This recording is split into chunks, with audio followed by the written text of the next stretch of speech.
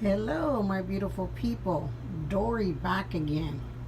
And as I told y'all, I hope y'all had a good holiday, whatever your holiday might be. I told y'all I was going to give you a little tour of my little herb garden. We're going to kick right into this. You won't be seeing my face too much, but you will be seeing a lot of the things, that little herbs that I have here. My daughter and I have collected. So I'm going to go over just a few. And I want y'all to write it down. Get your pencil, pause me, and write it down.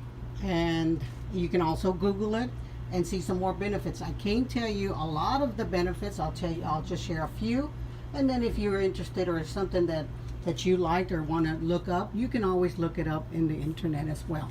Okay, so here's some of the things that I do use. I use for gardening, I use for teas, I use for cooking. Let's get started real quick.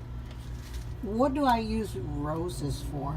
Okay, roses, I use them for infusion of waters. I put them with some stevia and make rose water with them. I also use them for sweets.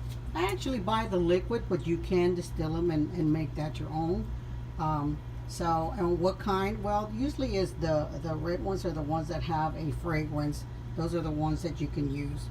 And you can just buy the bottle. It's about a couple of dollars on the internet or wherever you want to go see it or find it. And here you have, down here, it's called a lemon balm. Now that one's good for teas, heart, liver problems. It has antibacterial agents, fights diabetes, even herpes.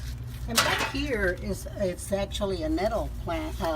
This is a nettle plant back here. Now that one, it looks just like the lemon balm, but except that one has more of little thorns, so you have to be careful with those nettle plants. And those is good for your bones, urinary health, and your skin. Okay, so guys, I hope y'all are writing it down. I showed y'all some of my lilies. Of course, they don't have any more lilies. You know, they don't have any flowers anymore because we don't have the Easter anymore. But anyway, those are good for actually the Chinese balm, and you might want to look that up. Those are can be toxin for animals, for cats. They actually, the Chinese one, which is the Chinese lily, those can cure coughs, but you have to be careful with those. So make sure you do research. Like I said, some of these herbs can also cure you, but they also can be harmful. So people, there's my disclosure, be sure you do your research before you take it up or consult your doctor. Okay, so anyway, let me put it up here. And you're going to be seeing, this is my peppermint up here. These are our peppermints.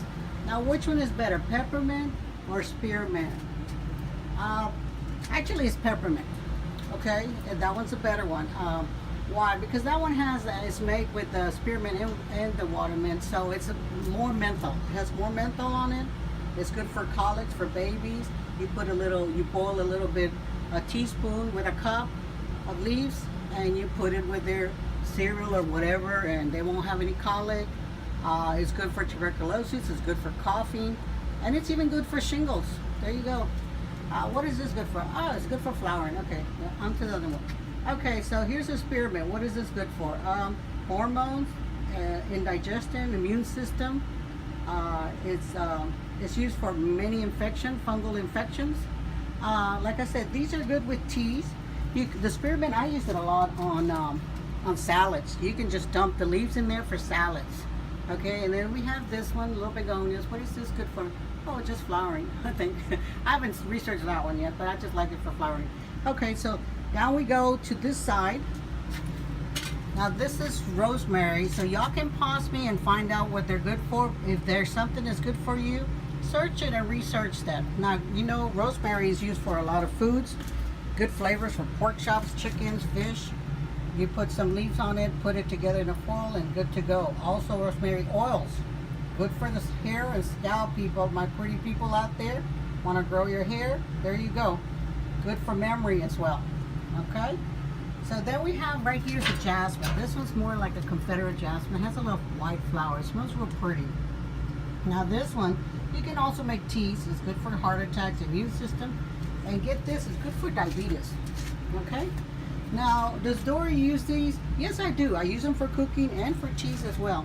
And then I come out here and plant just the bones. I must have a really good green thumb, but these are avocados, you know, and I just come and plant them everywhere, and they just kind of spurt out. So if y'all want some avocados, Dori can trade with you free. You got a little plant you want to trade with me, I can do that with you. Okay, so that one's good. Avocado potassium has 20 vitamins and minerals. Good for fatty acids, fibers, and it, get this, lowers cholesterol. It does have the good fats for you, so it's a good thing for you, okay? Like I said, consult with your doctors and that kind of thing and see what your issue is and incorporate some of these herbs for you, okay? They're good for you. Okay, so here's some pomegranates. These are pomegranates, baby pomegranates. Usually it's going to take about 5 years. My daughter just planted them, they're babies, but usually it's going to take at least 5 years to grow a plant. And they're kind of has a red, juicy fruit. You can use them for salads.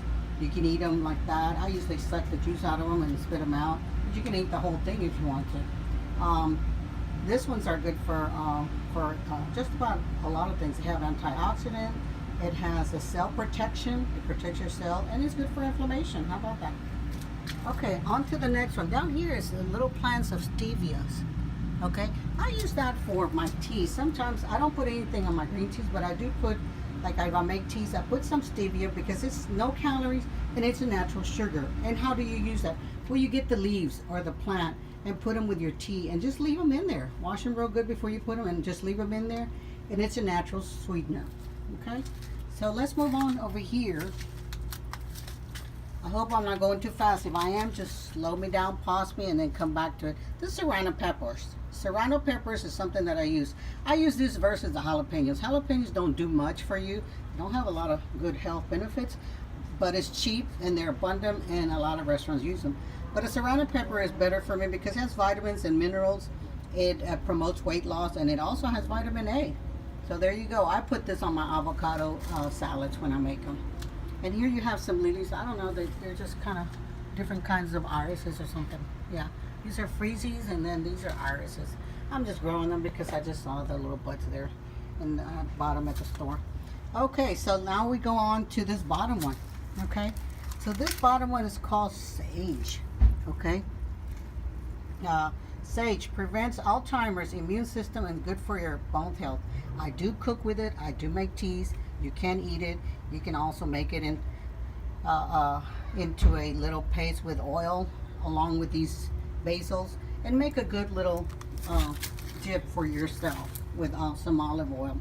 And I use them for salads as well. Okay, it prevents, this sage prevents Alzheimer's, okay, and immune system and bone health. Now let's go on to this little one. This one it's an Asian basil type. It's like a Thai basil. And the leaves are smaller basil. I use it for my Chinese or Asian cooking. It also has beta carotene. It has vitamin A and K. Okay, it has potassium, magnesium, and copper. It's very good for you. It's one of these ancient plants that is good for you. Now, here's the regular basil that we all use in pizzas and salads and things like that. And yes, you can use it and make whatever dips you want to make. And you can use it for that. And it's good for cancer, actually, anti-inflammatory, and it's good for depression. Remember, people, these you can actually make them in dips. You can cook with them.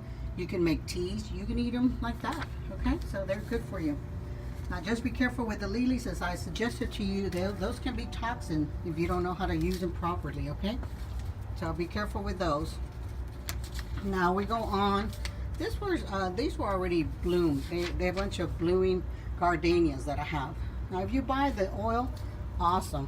But the oil is actually also good for you, but the flower is also good for you. It's for bladder infection. It's also for jaundice, okay? And so you can use that for a purpose, but I didn't buy it for that. I actually bought it because I like gardenias and I like the way it smells. And I grabbed the flowers and make me a little potpourri in a bag and put it inside my home. And I like the way it smells. But those are nutritional benefits that you can use it for. Okay, so but one of the other ones is, this one is the lavender. Lavender tea usually bursts out a little purple flower, but you can also use the leaves for teas. And it's good for anxiety, stress, pain reliever. It's used for skin complexion, for acne, brain function, and sleep. And it also has slow aging antioxidants. So there you go. Now, it takes a long time for the leaves to come out, the little flowers, but you can order them. They come in a package of lavender. They're usually purple, and that's the one that you're going to be boiling as well. Okay, so last but not least, this is my aloe vera plant, which is back here. The other one froze from the strong wind that we have, and I'm just going to snap one of these from it and cut it for y'all. So if you notice, there's a little, there you go, there's a little juice that comes out of them. Yeah, okay, this juice is good for you. It's actually good for burning. Okay, you can even peel this off and put it in shakes and eat it. It has fibers, people. Okay, so you can use it for a lot of things, this aloe vera plant, and this is what it looks like. Okay, you can use it for burns. Okay, you can use it for acne. You can put it on boils when kids have cuts. You can put it on boil and put a band-aid on it. You cut a little skin off and get that slimy on there and the actual skin, and put it on their skin, and it's good for burns and all kinds of sores that you might have. It's good for acne. And if you have a boil, I guarantee you that boil is going to come out and going to burst out, and that's what you needed to do. You needed to bring it out. Well guys, I'm going to turn myself this way and see if I can see y'all. I want to say hi to y'all, and y'all have a good day. That was the quick wrap up of my little garden here my daughter and I have. I want to share a lot of more other things that are coming up.